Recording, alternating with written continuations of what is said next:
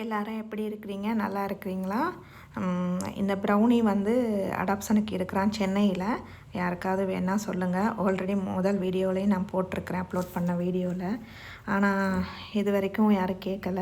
அந்த வீடியோ பார்த்துட்டு ஒரு பிரதர் வந்து கேட்டிருந்தார் எனக்கு வேணும்னு. ஆனால் அவர் எதுவும் அதை பற்றி மெசேஜ் வந்து எங்கே இருக்குதுன்னு கேட்டார், சென்னையில் அப்படின்னோடனே. அதுக்கப்புறம் மெசேஜ் எதுவும் வைக்கலை.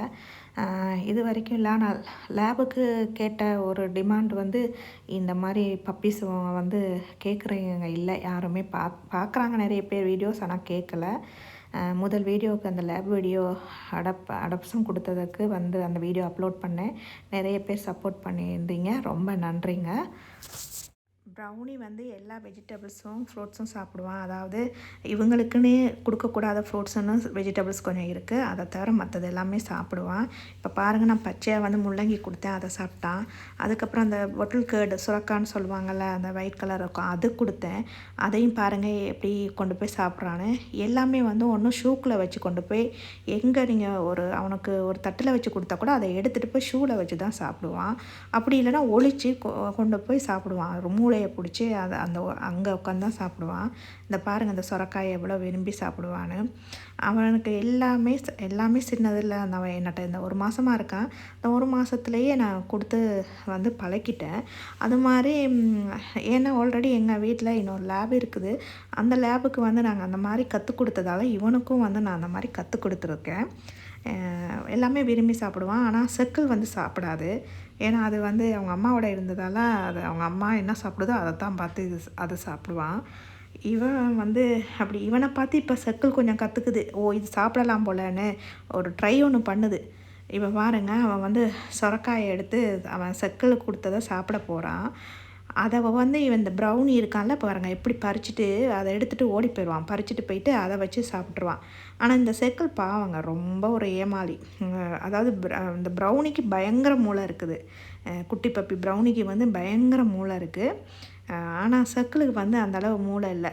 சம்டைம்ஸ் வந்து அந்த பொண்ணு இது வந்து நார்மலாகவே வந்து ரொம்ப கொஞ்சம் இன்னசென்ட்டாக இருக்குங்களோ என்னோ எனக்கு தெரியலை.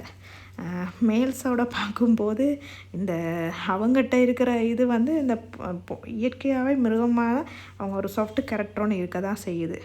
பார்த்துட்டு பாவமாக இருக்கிறான். அந்த இவன் தூக்கிட்டு போயிட்டேன். இப்போ பாருங்கள், தக்காளி கொடுத்தேன், தக்காளியை எடுத்துகிட்டு போய் சாப்பிட்டுட்ருக்கான். ஏற்கனவே ஒரு தக்காளி சாப்பிட்டுட்டான். இப்போ நான் அந்த டைம் நான் வீடியோ எடுக்கலை. இப்போ உங்களுக்கு காமிக்கிறதுக்காக, இந்த வீடியோவில் காமிக்கணுன்றதுக்காக இன்னொரு பீஸ் கொடுத்தேன்.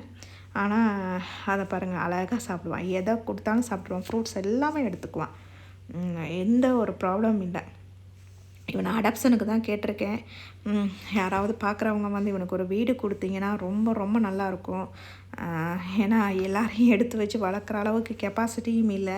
எனக்கும் நான் ஆல்ரெடி சொன்னது தான், ஊருக்கு போகும்போதுன்னா எனக்கு இவங்களை பார்த்துக்கிறதுக்கு இல்லை.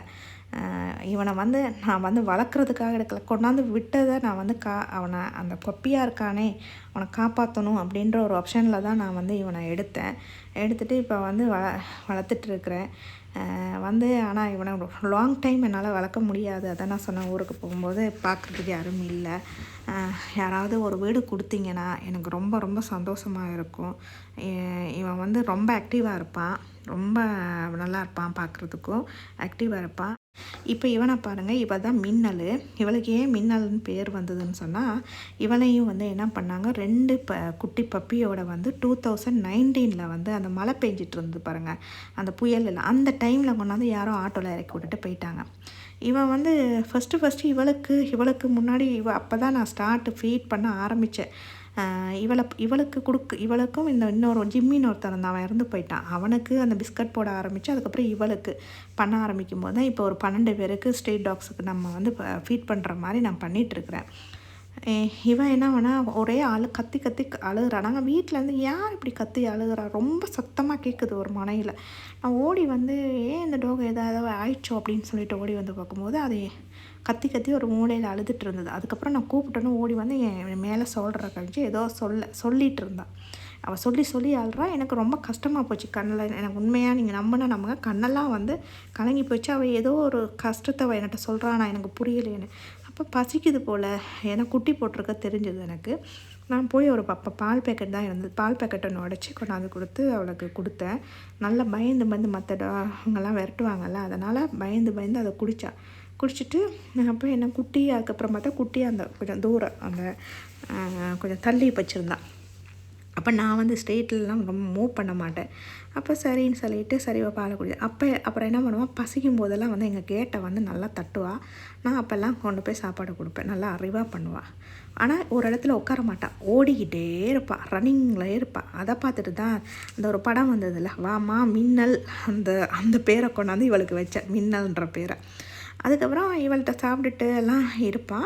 அப்போது ஒரு அடுத்த 2 நாள் போனதுக்கப்புறமா அந்த நான் எங்கள் வீட்டுக்கிட்ட இருந்து பார்த்தா அந்த பப்பி தெரியும் கொஞ்சம் தூரத்தில், நல்லா குண்டு பப்பியாக நல்லா 3 பேர் இருந்தாங்க. அப்போ நான் வந்து சரி போய் பார்க்க முடியலைன்னா ஒருக்காக இவளுக்கு கொடுக்கும்போது நான் சொன்னேன், நீ உன் குழந்தைய மட்டும் எனக்கு அம்மாவுக்கு கொண்டாந்து காட்டவே மாட்டேன்றியே, பார்க்க ஆசையாக இருக்குது அம்மாவுக்கு, குழந்தைய மட்டும் ஒழிச்சு வச்சுருக்க, அம்மா காட்ட மாட்டேன்ட்டு நான் அவளுக்கு ஃபீட் பண்ணிவிட்டு நான் வந்து வெளியில் ஒரு சாப்பிட்றது டின்னருக்கு ஒன்றுக்கு போனேன். போயிட்டு நைட்டு ஒரு 11:45 வீட்டுக்கு வரேங்க. வீட்டு வாசலில் நீங்கள் நம்ம வீட்டு வாசலில் அவள் அந்த குட்டியை எல்லாத்தையும் 3 பேரையும் எடுத்துகிட்டு வந்து 3ல் அந்த டைம் 1 காணா, 2 தான் கொண்டாந்தான். 2 எடுத்துகிட்டு வந்து அப்படியே வச்சு ஃபீட் பண்ணிகிட்டு இருந்தான். அப்போ தான் நான் யோசித்தேன், இவங்களுக்கு வந்து நல்லா புரியும். எனக்கு அதுக்கு முன்னாடி இந்த மாதிரியெல்லாம் இவங்களோட இதெல்லாம் எனக்கு தெரியாது. பரவாயில்லையே, எவ்வளோ அறிவாக பண்ணிக்கிறாங்க, நம்ம சொன்ன ஒரு விஷயத்த புரிஞ்சுக்கிட்டு இந்த மாதிரி அவள் வந்து பண்ணுறாளே அப்படின்னு அப்போ தான் எனக்கு தெரிஞ்சுது. அதுக்கப்புறம் அவளுக்கு நல்ல அழகாக இருக்கும் அந்த ஃபஸ்ட்டு தடவை. அப்போ தான் அவள் ஃபஸ்ட்டு தடவை குட்டி போட்டிருக்கான்னு நான் நினைக்கிறேன். நல்லா ஆனால் கார்த்திகை அந்த சைடுக்கு அந்த பக்கமாக போகிறதுக்கு அவள் ட்ரை பண்ணுவாள். கொண்டாந்து விட்டவங்க வீடு வந்து அந்த பக்கம் இருக்கும் போல இருக்கு, எனக்கு தெரியல. ஆனால் அங்கே இருக்கிறவங்கெல்லாம் இவளை சண்டை போட்டு திரும்ப கொண்டாந்து இங்கே விட்டுருவாங்க. இப்போ இப்படியே கத்திகிட்டே கொஞ்ச நாள் இருந்து அழுதுட்டே, அதுக்கப்புறம் இவள் 4 தடவை வந்து குட்டி போட்டுட்டான். 4ஆவது தடவை தான் இந்த சர்க்கிள் வந்து எனக்கு வந்து தப்பிச்சா. 4 தடவை போட்டும் அதில் ஃபஸ்ட்டு போட்டது 2. இன்றைக்கும் எனக்கு அதை மறக்க முடியாது. ஏன்னா அவ்வளோ அழகாக இருக்கும், லேபு பப்பி மாதிரி சூப்பராக இருப்பான். அது 2ம் விளையாடுறது அதெல்லாம் நான் ரொம்ப ரசிச்சிருக்கிறேன். அதுக்கப்புறம் ஒருக்கா அதை பைக்கில் அடிபட்டது. அதுக்கப்புறம் டாக்டர்லாம் கூட்டிகிட்டு போய் அதுக்கப்புறம் வந்து பார்வை வந்து இறந்து போச்சு. அப்போ எனக்கு பார்வை பற்றி தெரியாது, ஏன்னா நான் புதுசாக அப்போ தானே வந்திருக்கேன். எனக்கு இவங்களை பற்றிக்கு என்ன நோய் அதெல்லாம் எனக்கு தெரியாது. இந்த குட்டி பப்பி நான் தடவி கொடுத்துருக்கேன், அது யாருன்னு உங்களுக்கு தெரியுதா? அந்த மேலே சர்க்கிள் மாதிரி ரவுண்டாக இருக்கே முதுகில், அவள் தான் இப்போ நம்மளோட சர்க்கிள். அவங்க அம்மாவோட சாப்பிட்டுட்ருக்காளே அவள் தான். அது அந்த முதுகில் ரவுண்டாக இருந்ததால் தான் வந்து அவளுக்கு சர்க்கிள்னு சொல்லி பேர் வச்சோம். பாருங்க, நல்லா குண்டாக புசுன்னு இருப்பாள். ஆனால் இவங்க அம்மா மின்னல் இருக்காள், அவள் போடுற குட்டியெல்லாம் செம்மையாக இருக்கும். ஆனால் இறந்து போயிடும் பார்வை வந்து. அவங்க அம்மாவுக்கு பார்வை எதுவும் இருக்கான்னு எனக்கு தெரியலை. இது வந்து இப்போ 4ஆவது தடவை போடும்போது அவர் வீட்டில் போயிட்டு அவங்க கேட் ஓப்பன் பண்ணி இருக்கும்போது தெரியாமல் போய் அங்கே குட்டியை போட்டாள். அப்போ அவங்க 1 மாதம் வரைக்கும் சரி இருக்கட்டும்னு அதுக்கப்புறம் எடுத்து வெளியில் விட்டுக்கலாம் அப்படின்னு வச்சுக்கிட்டாங்க. அப்போ நான் அவங்க சாணே வீட்டில் இருக்குது, நம்ம அவங்கள போய் டிஸ்டர்ப் பண்ணக்கூடாது, அவங்க சாப்பாடு கொடுப்பாங்கன்னு சொல்லி கொஞ்சம் விட்டுட்டேன். அவங்க வெஜிடேரியன், அதனால் கொஞ்சம் சாப்பாடு வந்து அவளுக்கு ஒழுங்காக போகல. அவள் ரொம்ப தின்னாயிட்டான். அந்த பார்த்தாலே உங்களுக்கு தெரியும், அந்த போனெல்லாம் தெரிய ஆரம்பிச்சிச்சு. ஒரு நாள் நான் குட்டியை பார்க்க போகலான்னு சொல்லிட்டு பப்பியை பார்ப்போம் அப்படின்னு சொல்லிட்டு பார்க்க போகும்போது எனக்கு ரொம்ப கஷ்டமாக இருந்தது அவளை பார்க்கும்போது. ரொம்ப தின்னாகி இப்போ எப்படி இருக்கா மின்னல் பாருங்கள்.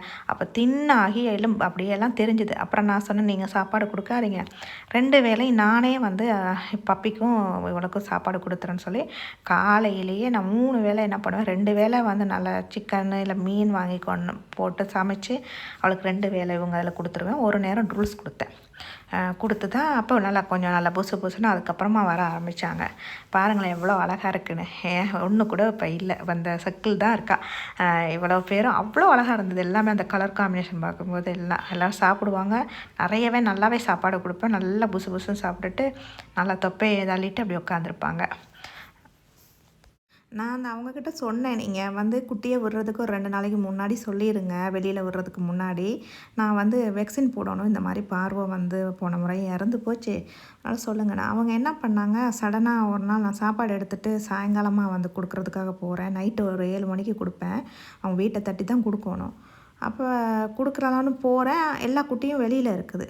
1 மாதம் நினைக்கிறேன், 1 மாதம் இருக்கும். அடுத்த நாள் நான் கூட்டிகிட்டு போகலாம் அப்படின்னு சொல்லிட்டு நான் வந்து நினச்சிட்டு நான் வந்துட்டு அடுத்த நாள் வந்து என்ன பண்ணுறேன், நான் வந்து பார்வை வேக்சினுக்கு கூட்டிகிட்டு போயிட்டேன் எல்லாரையும் அவங்களேன். ஆனால் காலையிலேயே வந்து என்னாச்சு, அந்த ஒரு குட்டி வந்து சாப்பிடலை. சரி அப்போ வந்துருச்சு போல் இருக்குன்னு பயத்திலே எல்லாத்துக்கும் கொண்டு போய், ஆனால் எல்லாேருக்கும் வேக்சின் போட்டும் வேக்சின் எல்லாத்துக்கும் போட்டும் எல்லாமே இறந்துச்சு எனக்கு. அப்போ ஏதோ ஆல்ரெடி வந்துருச்சா என்னன்னு எனக்கு தெரியும். இவள் செக்கல் மட்டும்தான் எனக்கு வந்து அப்போயும் எனக்கு செக்கல் கடவுளை வேண்டி இருந்த ஒரு குட்டியாவது தப்பிக்கவே. இவளுக்கு கருத்தடை நான் கட்டாயம் பண்ணி ஆகணும் இந்த வாட்டி. அதனால் ஒரு தடவை குட்டியாவது, ஏன்னா அவள் ஃபஸ்ட்டு தடவை அழுதது எனக்கு தெரியும். அதனால் ஒரு குட்டியாவது தப்பிச்சிடணும்னு சொல்லி கடவுளை வேண்டிட்டு இருந்தேன். கடவுளேன்னு இப்போ செக்கல் வந்து இருக்கிறப்ப செக்கலுக்கும் கருத்தடை பண்ணிட்டேன், அவங்க அம்மாவுக்கும் கருத்தடை பண்ணேன். ரெண்டுமே ப்ரைவேட்டில் தான் பண்ணேன்.